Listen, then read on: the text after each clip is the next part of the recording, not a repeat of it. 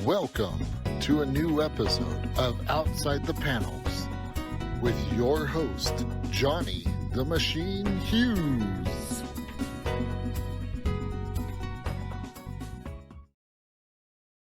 Welcome everyone to an episode of Outside the Panels. I'm your host, Johnny the Machine Hughes, and again, I am here with a brand new Kickstarter to get your whistle wet. For all you horror fans out there, I'm talking to the fantastic David Accampo and Chris Anderson about their latest Kickstarter. Gentlemen, thank you for taking the time. Really Thanks for appreciate having it. us. Thanks for having us. Thanks for having us. You are more than welcome. So, start at the top. What's the deal? What's your project? Talk. What's your big Kickstarter? Go ahead. He gives Go me ahead. the wave. Okay. Our book is called Spectral. It is an 112-page graphic novel. It combines 6 spooky short horror stories with a framing sequence that introduces a new character. These 6 stories are ones that we started producing ourselves back in 2017, I think, as a break between things. We wanted something we could create just for a like conventions and stuff. So we made these. I've got, I'm sure you'll put them all on the screen, but these little mini comics. The first one was Devilskin, and we loved it so much we just kept going with it. And so the Kickstarter itself represents us combining all of this, but still making a package that's entirely us, that we did ourselves, that we just want to bring directly to readers. And it's so much fun. It's just, it allows Chris to go crazy with the art, and I'm sure he can talk a lot about that. But I wanted my goal with Devilskin, the first one was, I want something where you could sell every page at a convention. Every page should look. So it was sort of a dynamic experiment for me as a writer. I had also just been in the DC Talent Writers Workshop with Scott Snyder, and we were talking all about big superheroes and rising tension and all this stuff. And I ended it, and I said, I just want to do a short story. I just want to do like a short story where I just feel it. I put it out Snyder there. Doesn't do short stories, does he? Bless his cotton socks. Yeah. he's like, it's got to be at least 50 issues. Oh wait, that's Tom King. Yes, I get the next up. No, I mean, and Scott's great, and that's why he was teaching that workshop is kind of getting people into how to write for DC. But at the end of it, I was kind of like, I think I was calling it to you, Chris. I was maybe calling it my Stephen King short story. Like, I just want this little spooky tale, and I want something that we can print ourselves and take to shows. No middleman, no publishers, just we want to do it. And that led us to this. Cool. Excellent. So let's clarify. David, you're the writer and letterer, I believe. Yeah? Yes. Chris, yes. Your art and colours, is that right? Indeed. So who staples the books then? We pay somebody for that. All right. As long as I know. Yes, there's some extra people on the team. So I was getting a book with folds in. You know how comic fans hate folds in books, right? All right. Okay, so Chris, take over. Yep. So Dave's got this great grand idea.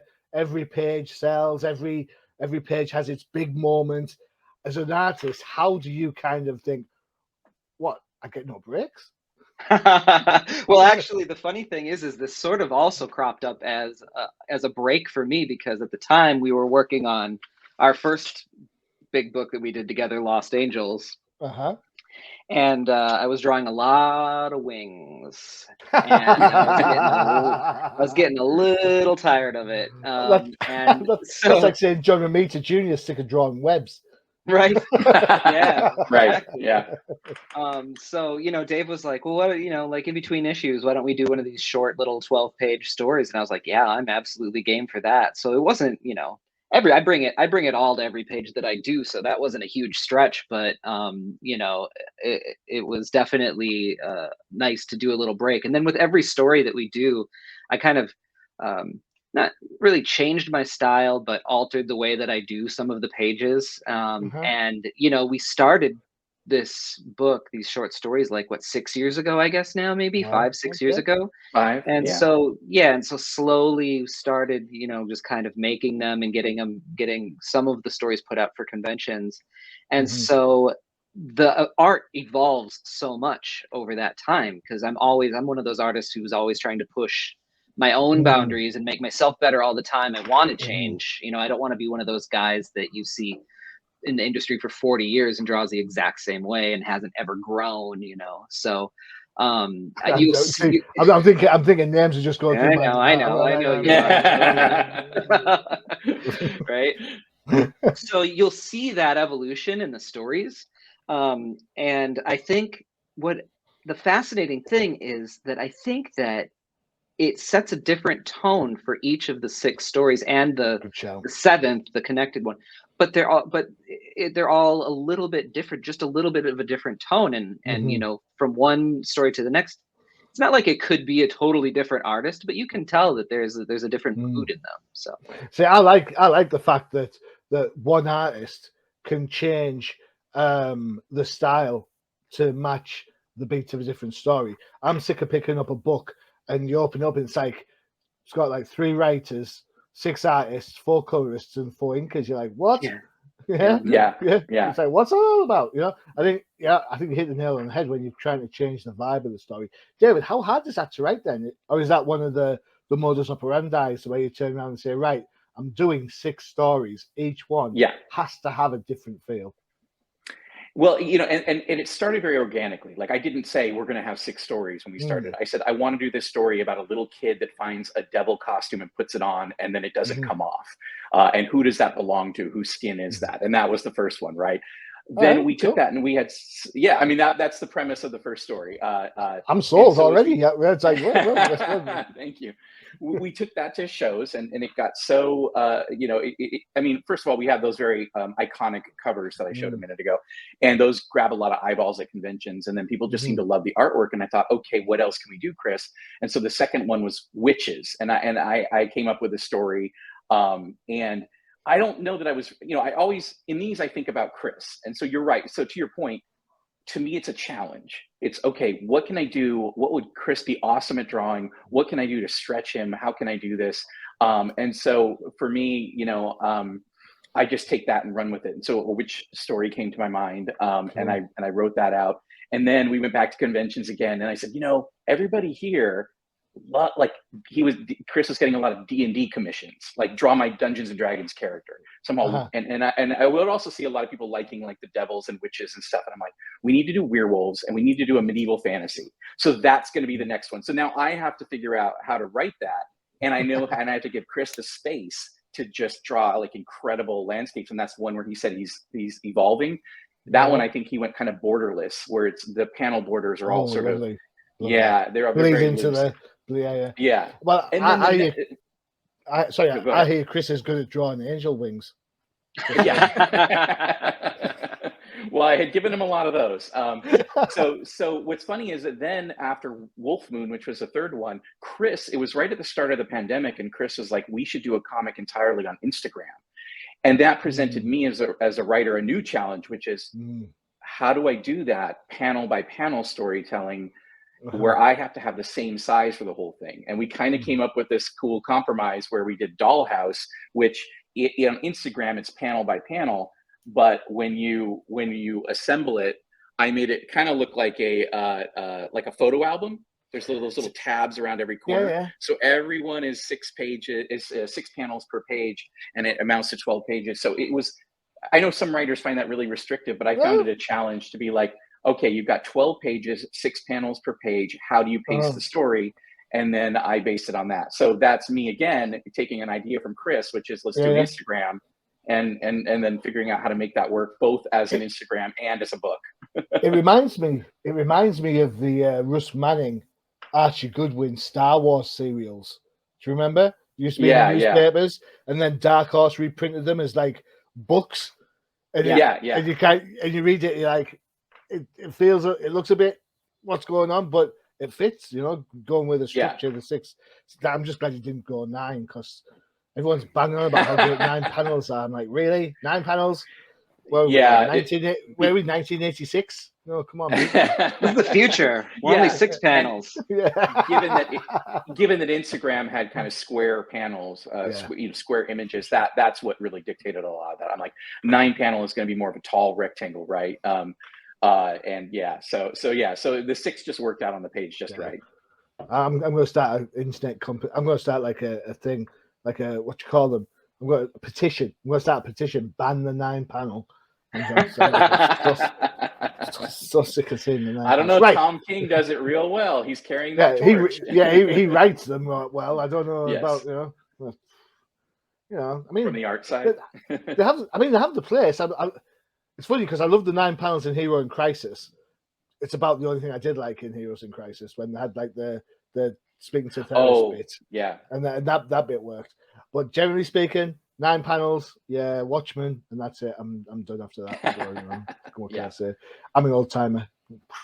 Right, let's take a look at what we are talking about, so everyone can have a look. Let's see. We'll add this to the stream. This the big white page. Here we go. Here's your video for your book.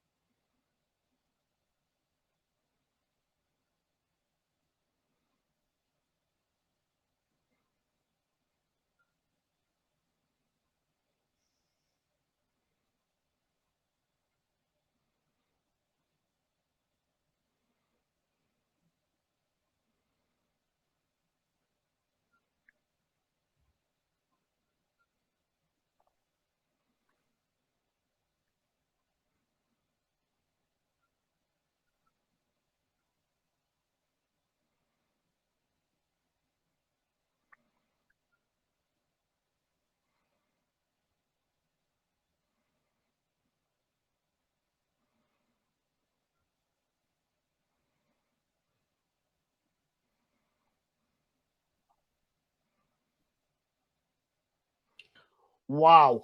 There you go. Boom. Check that out. There was audio to that, but that's fine. Right. So where to start? 6 different stories. Right. Mm-hmm. A framing person. Right. Yes. Circa Vampirella Mystery Theater 2000 type thing. Very, very much so, yeah. Although hopefully it doesn't look as good in thigh highs as Vampy, I suppose. Hey, it's a modern world, who knows, right? The 6 stories.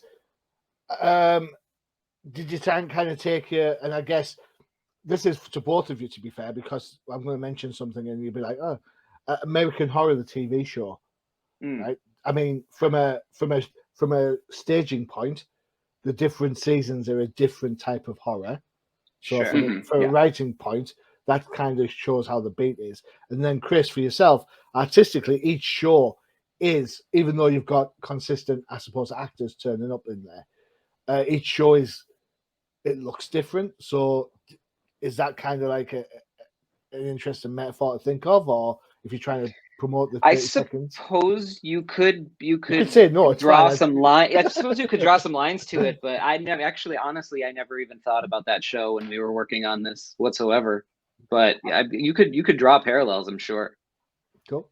All right. Yeah, I mean, I think there's a rich history of these sort of short horror shorts that are connected in different ways or changing. I mean, Stephen King writes, books of what was the one, the seasons, was it 4 seasons or whatever it was, right?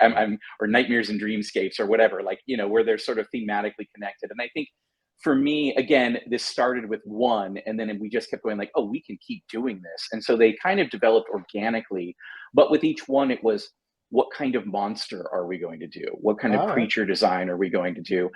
We have a take on a vampire, but I have to put it in quotes because it's kind of a futuristic story, and it plays very liberally. It's more Twilight. There's more Twilight going on. It's not Twilight at all. No vampires in Twilight. No, it's not that kind of thing. We play very liberally with the idea of what it is, but it is about predator and prey. But it's about taking something, draining something from someone. And I won't say more than that, but there was an image there that might have looked a little futuristic, and that was for that story. But yeah. So for us, it kind of came organically like that, but it did come down to what can we do for each creature. And then beyond that, I think, putting the whole book together, what makes it unique, as you mentioned, the framing sequence is that I didn't want to just, I knew that if we collected these, like people could go and they've already bought our books at shows and stuff. I wanted to make it a unique product when we put it all together. And the way to do that was to do the framing sequence. And what's funny there, and this is like another little tidbit, is that we didn't have a framing sequence in mind, but we had drawn all these stories, and Chris has a friend, Andy Jensen, I think his name is, Andrew Jensen. And he was like, I love the creature designs that you did, Chris. Can I make puppets from these? That's what he does. I saw this. Yes. So he made puppets for like 3 or 4 of the stories.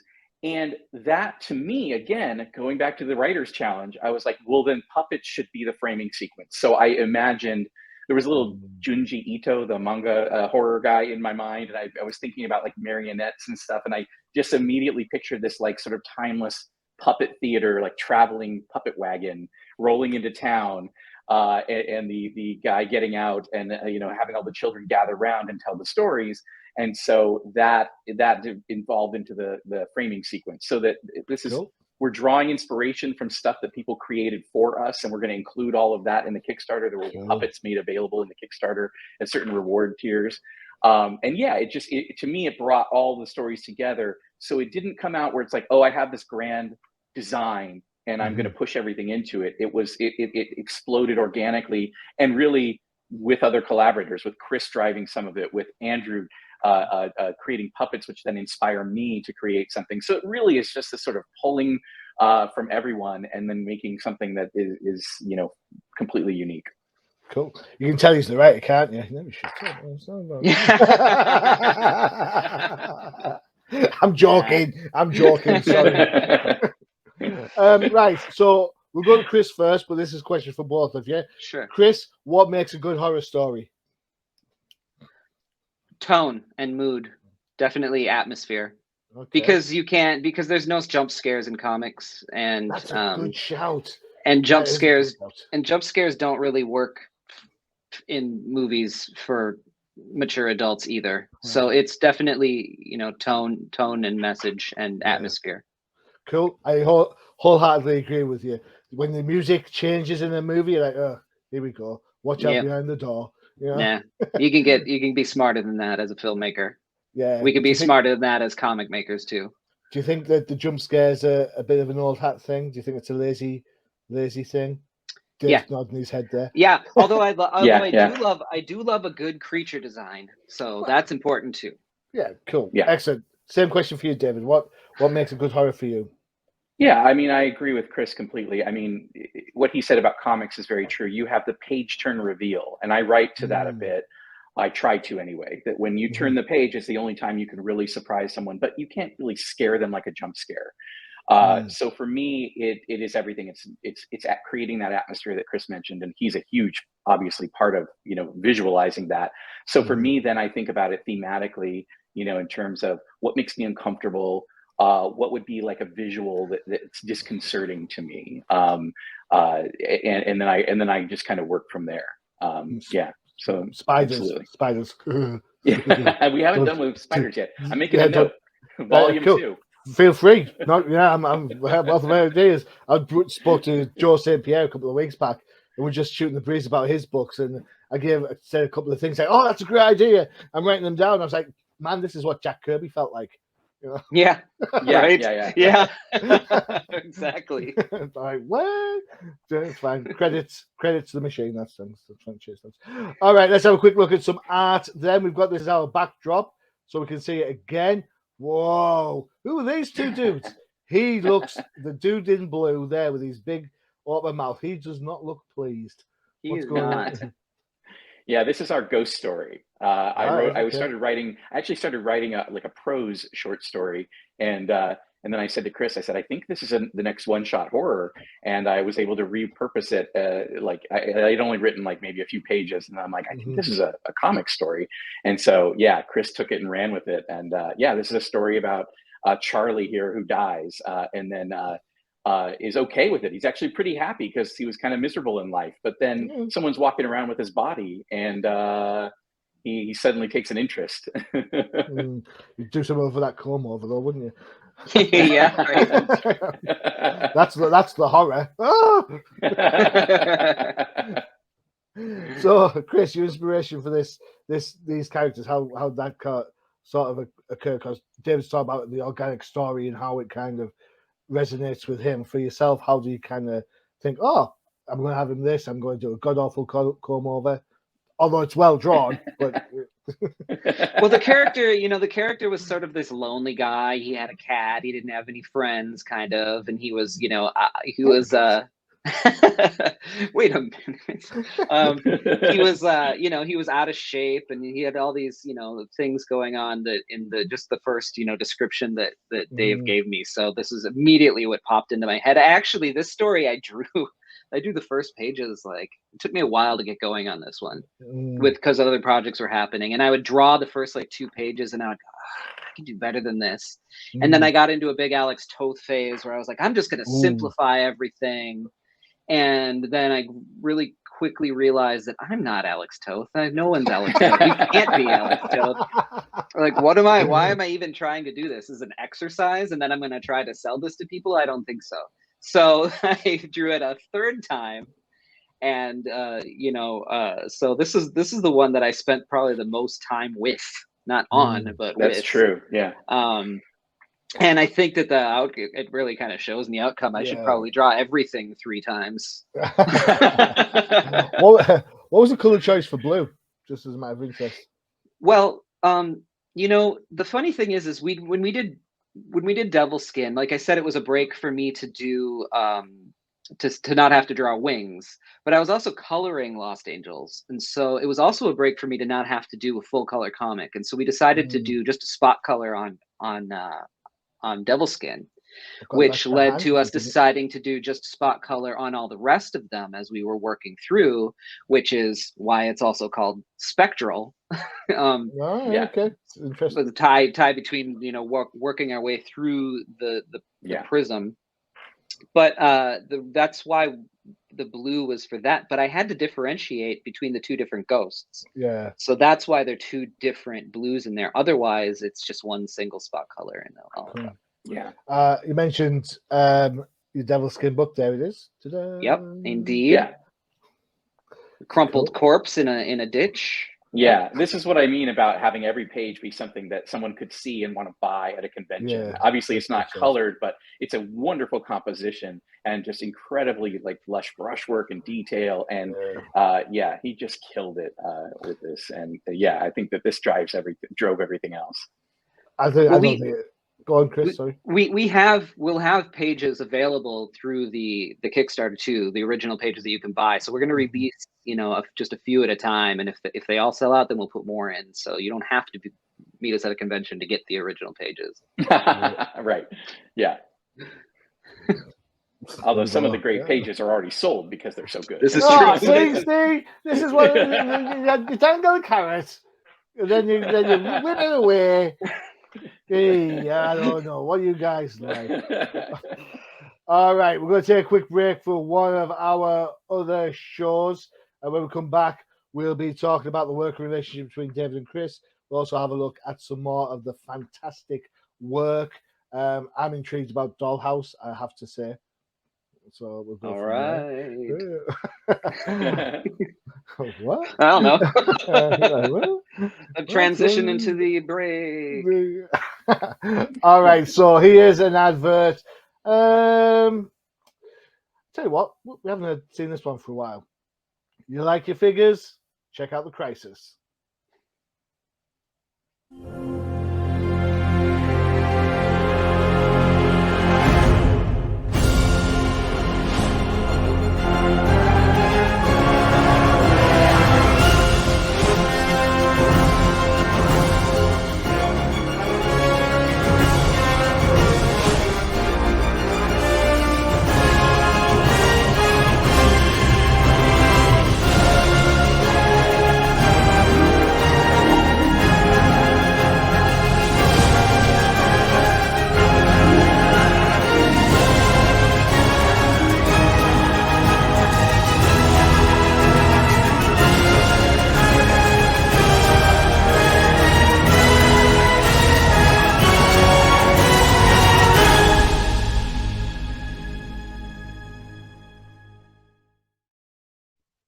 Oh, I've got to see that. I got to go check that out. Right? So, Crisis in the Toyverse by my friend Bobo. He drops maybe 2 or 3 pods a week about unboxing figures, how to move them, and the articulation. The dude is a genius. He is absolutely fantastic. If you like figures, you love those sort of things, go check it out because he does such a great job. And he's done a couple of shows with me for different things, so he's a really good guy. So if you like your figures, check it out. Pretty much how that works. Nice. Excellent. Right. So back to you two. How did you two meet then? Who met who? Man, Well, I've never met Dave. No, just kidding. yeah. No. Who's Dave? Right? That's what you're saying. Like, what? I do draw in my sleep, so. So I had a writing partner and collaborator. We worked on a bunch of stuff together. Chris lived downstairs from him. Yes. Is that right? Or yeah. And so we met. It's a little bit high fidelity, this, isn't it? Yeah, a little bit. Like, the guy downstairs. I think the first time I met Chris was at so my friend Jeremy. It was his son's birthday, and Chris, who I had heard was a comics illustrator, had drawn a monkey in a spacesuit on the gift wrapping of the son's present, and I was like, awesome. And so we started talking, and Jeremy and I actually wrote something for Chris early on that we started to develop, and it kind of never went anywhere. And then at some point, Chris and Jeremy worked on something, and then Chris and I worked. Then I pitched Chris. I said, okay, now it's my turn. I got something that I want to put together. It's called Lost Angels, and it was the kind of package we put together and sent around to publishers and stuff, and got a publisher through that, and we were off to the races. So yeah. Excellent. And what's it like, Chris, being in so demand? They've got two writing partners fighting over you. What's that all about? Right. Pencils, typewriters at the ready. Go. It felt like prom time. You know, who am I gonna take to the prom? I got him the corsage. I just want you to know. The extra mile. I noticed he hasn't told you where he stuck it though. Just saying.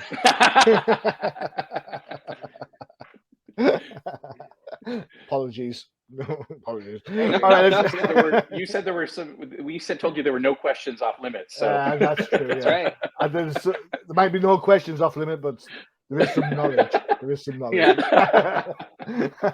Some stuff I don't want to know. So, all right, I've got you both here, right? Then, so I'm going to ask the question. I'm going to go there.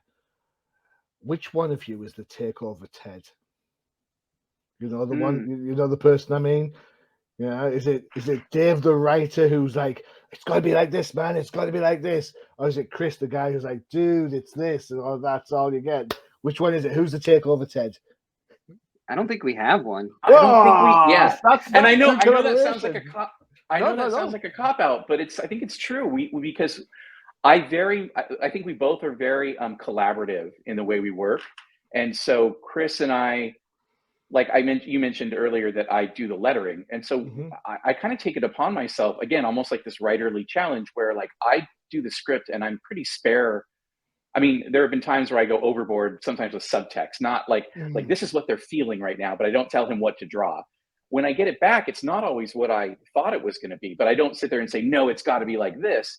I literally, I go back and I look at it and I say, can I change the script? When I letter it, can I do something? Can I make this fit? Is this better now? We just had an example with our last story where I didn't realize I had doubled one page. I think page 6 appeared twice, which would have thrown off our whole count. It would have thrown off our page turns and all this stuff. And Chris and I worked through like, maybe he said, maybe you don't need this sequence. And I said, oh yeah, I can replace it with this. And it made the story better. So we just went back and forth until it worked. When you have two geniuses with high level ideas coming together in harmony, I mean, it's just how things are going to work. It's the planets align. We are the utopia future that everybody wants. Yeah. So. Well, okay, just to point out the plural of genius is genii, not geniuses. Just saying. No, geniuses is. There's extra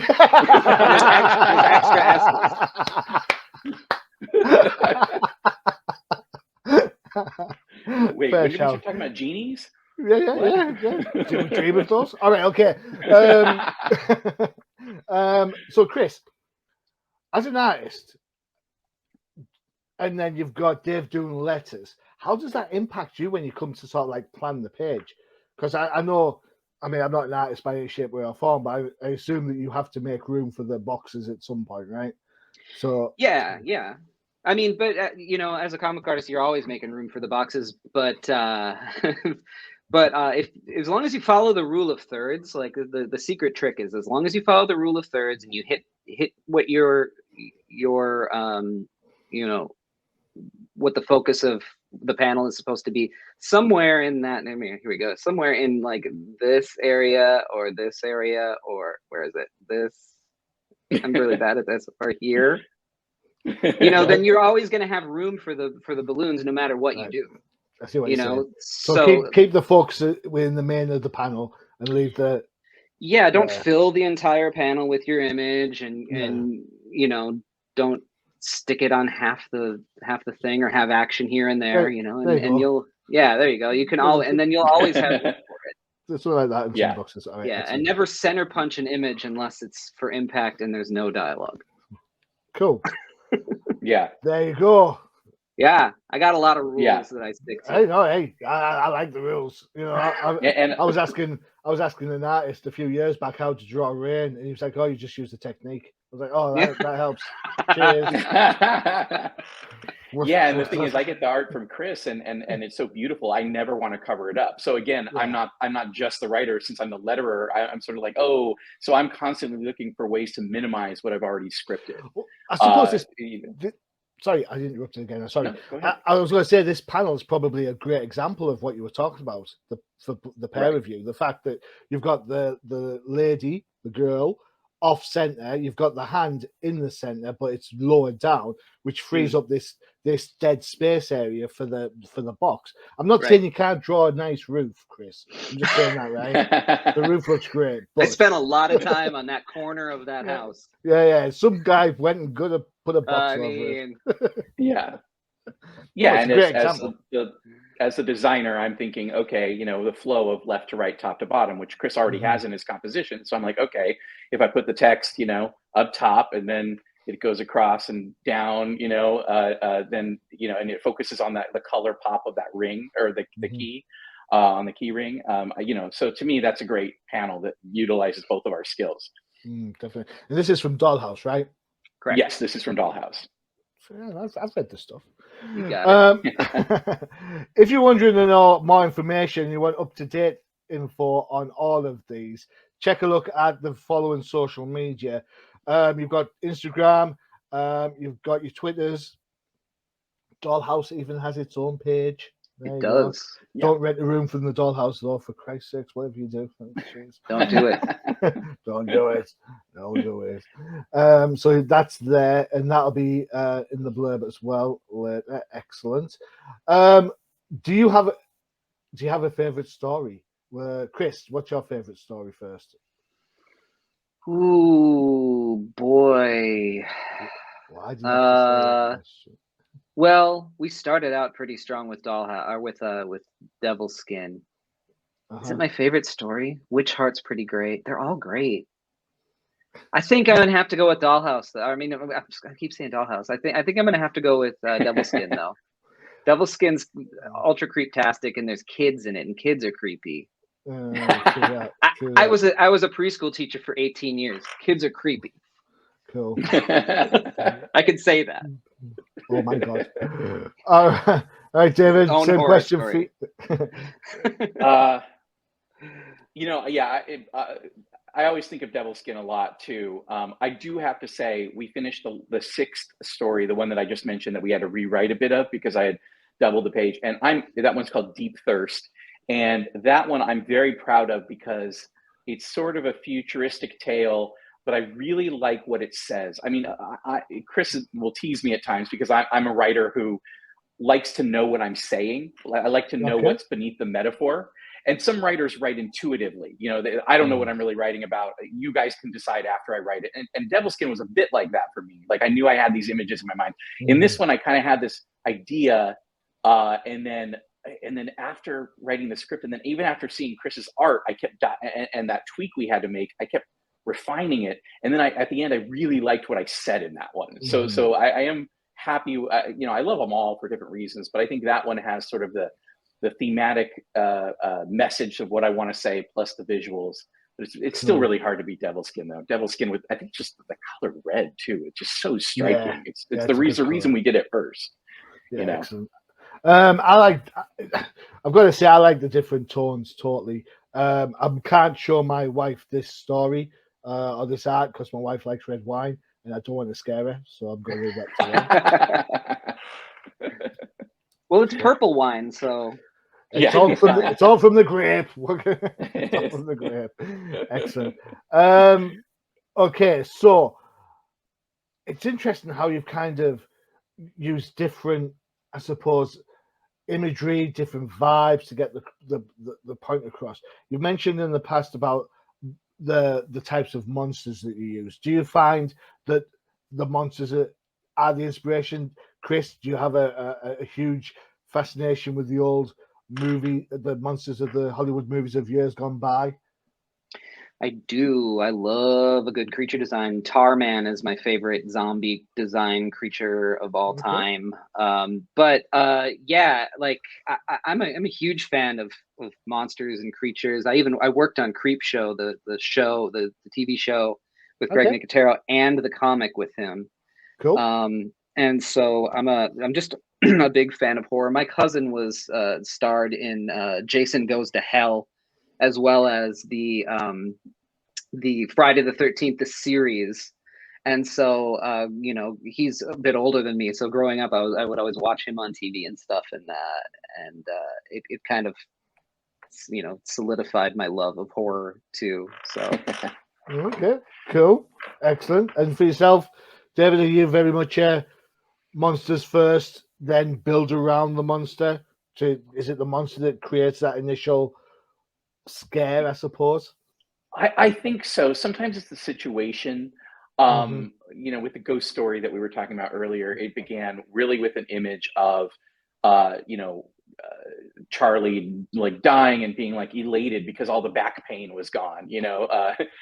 His hemorrhoids were gone. You know what I mean? It was sort of like, oh, life is actually. I was so afraid of dying that now I'm dead and everything's good. But then seeing somebody walking around wearing his body. So I'm struck by that image. I don't really even know what I thought that the other ghost, that Chris would draw, even looked like. I just kind of I left it for Chris to do that. With Devilskin, there was definitely the idea. There's two in that one, and one is the devil costume is so. I mean, the devil. I love the devil as like a character and a concept in a mythology, and it can mean so many things to so many people. So I know why I'm always drawn to that idea. But it wasn't just that. There's a bit at the end of the story where a bandaged man comes walking out of a train tunnel in the middle of the hillside, and we learned that maybe it was his skin. So what does that mean? Who is he? And I've been sitting on that image for years, like the idea of someone without skin, just completely wrapped in bandages.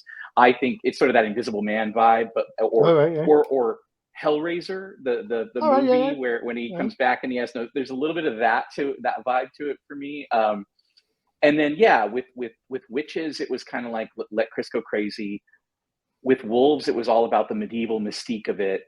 And with Dollhouse, it was I knew that it was going to be this creepy predator guy, but I don't know that I had a visual. Did I, Chris? I don't remember. I think you might have gone crazy with that one. Yeah, I was like, I want like a tone of like a Nosferatu meets the Golem, not the Golem. Yeah, because I can see how that works.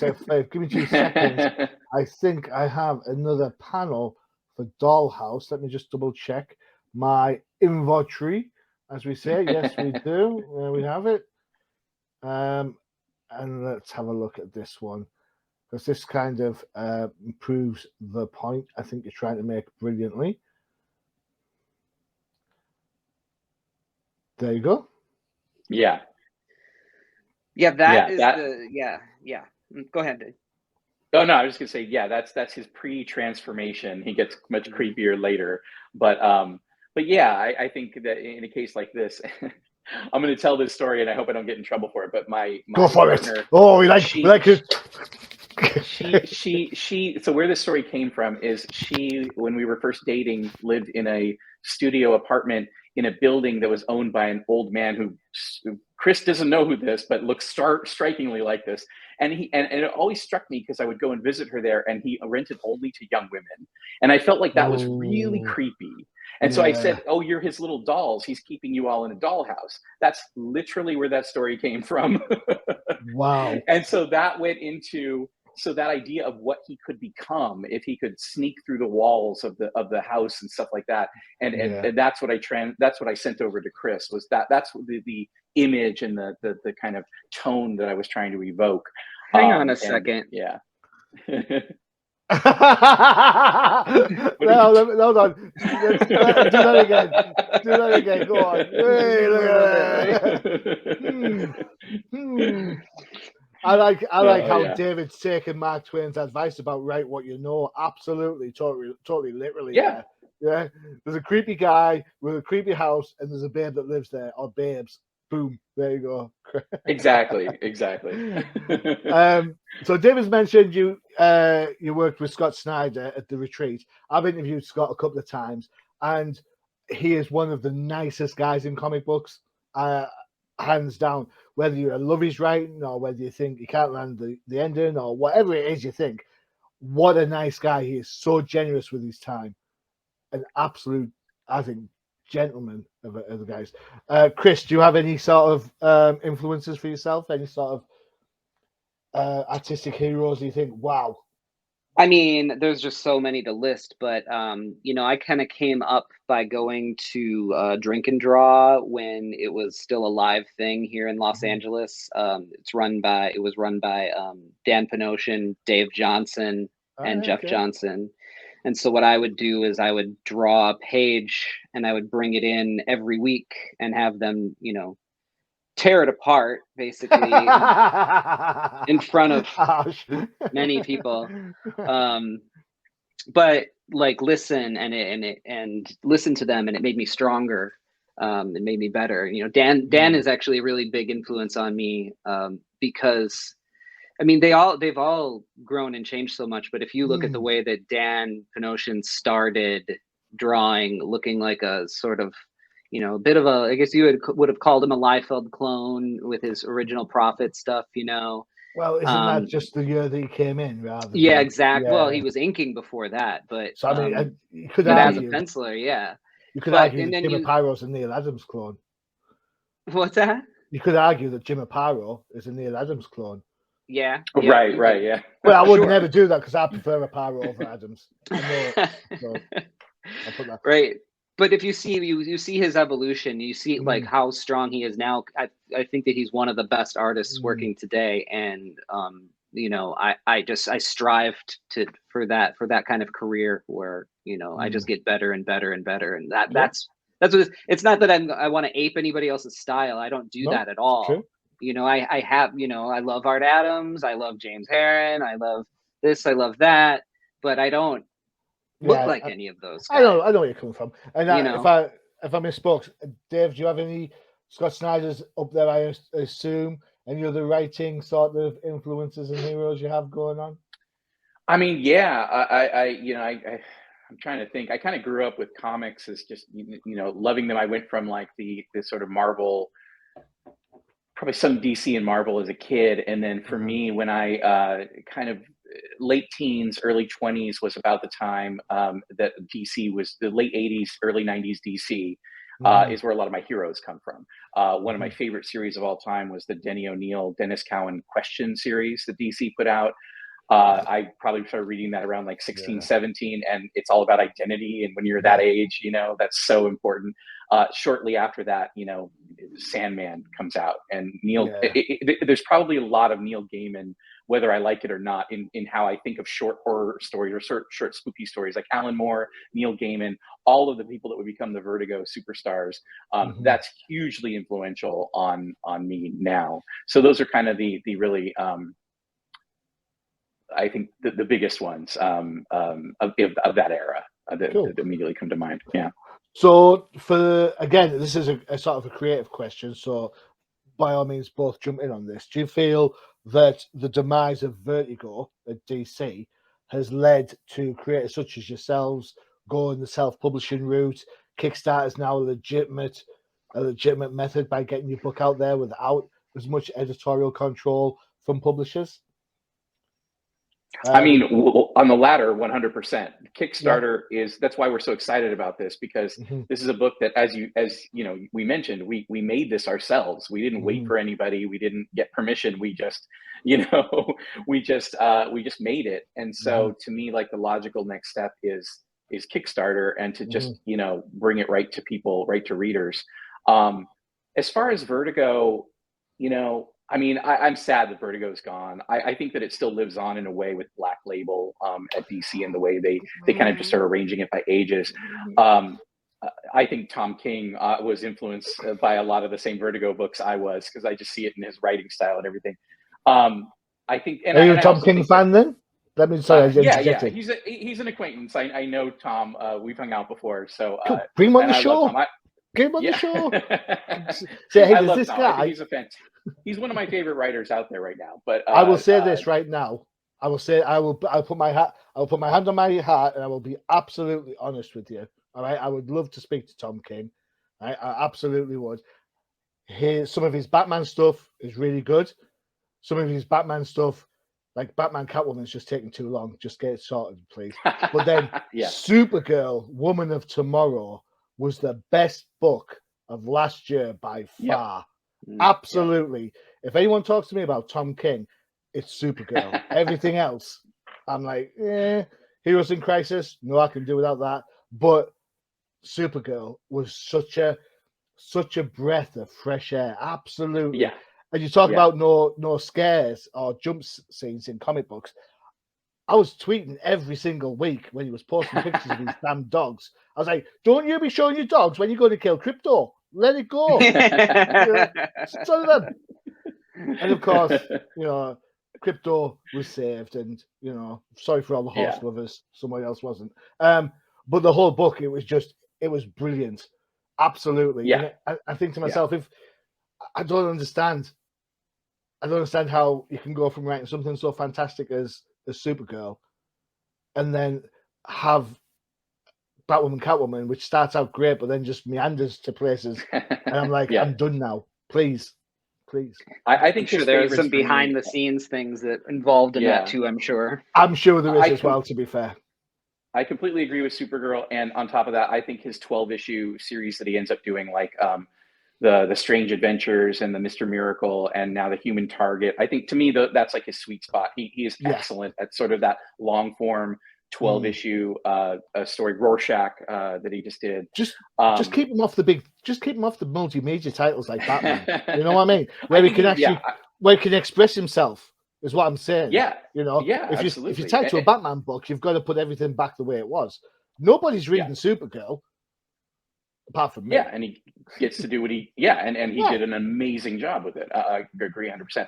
And going back to your original question, though, I think, to me, we saw Image become the new Vertigo like 10 years ago or something, right? Like, so I think there was a long, slow decline where, you know, Image was sort of grabbing a lot of the hot writers, which Vertigo had previously done, and giving them sort of carte blanche to do whatever, because it's Image and it's creator owned and all this stuff. And so I think that's why you saw a lot of that. So, you know, I do like pour one out for Vertigo, but I love that, like, Black Label and DC seems to be becoming a little more elastic with what they can do.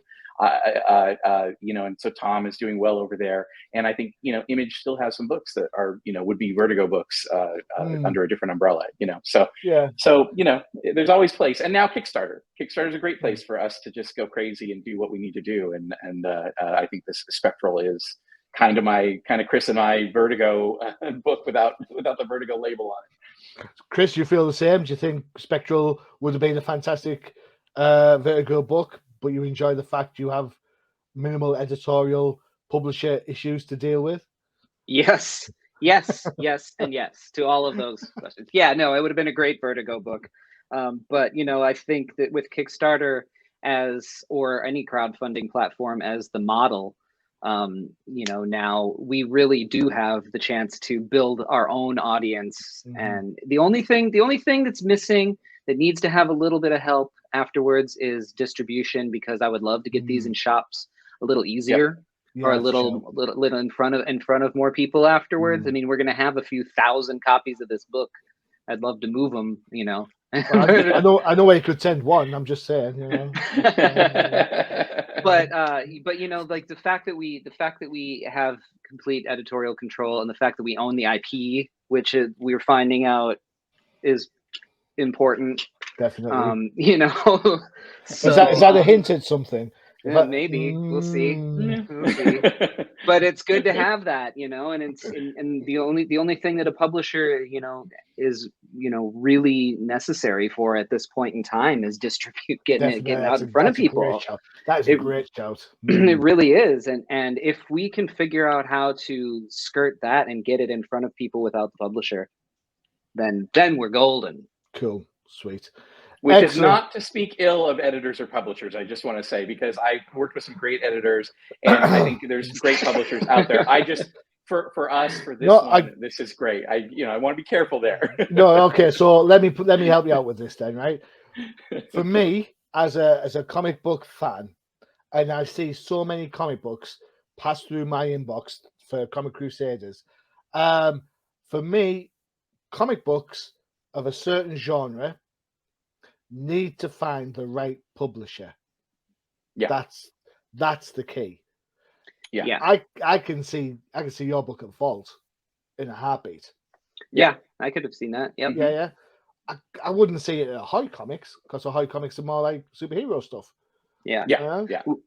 I wouldn't see it at Source Point, because, you know, as much as I love Source Point, this book's just a little bit cleverer. There you go. I said it. There you go. Source Point are now crossing me off their distribution list, saying no more books. Fine. That's fine. I can take the heat. All right. So there you go. The Kickstarter is live as we speak. Check it out. There is the link. If you haven't written the link down, pause the show. Make sure our faces don't look stupid. There you go. Alternatively, just go to Kickstarter main page, type Spectral, and you know what? It'll be there. Dead easy to find.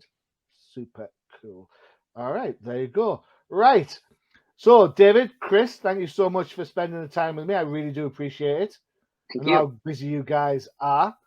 So, thank you so much for sharing the images and the video and stuff. The book, from what I've seen, looks great. You know, I can't wait to, you know, check the Kickstarter out. You never know, I might pledge. Hey, you better. What do you mean better? No, we really appreciate you having us on. This is great. Thanks so much. Cool. Excellent. All right. Okay. That's it from me. Don't forget to check out the UCPN for all your favorite shows, including Crisis in the Toyverse. You never know, you might get to see some of the ghost figures and the dollhouse figures coming up down the line. Who knows, right? And of course, the Old Timers Comic Book Show, where the hosts aren't old, but the comics most certainly are. All right. I have been your host, Johnny the Machine Hughes. And as always, adios.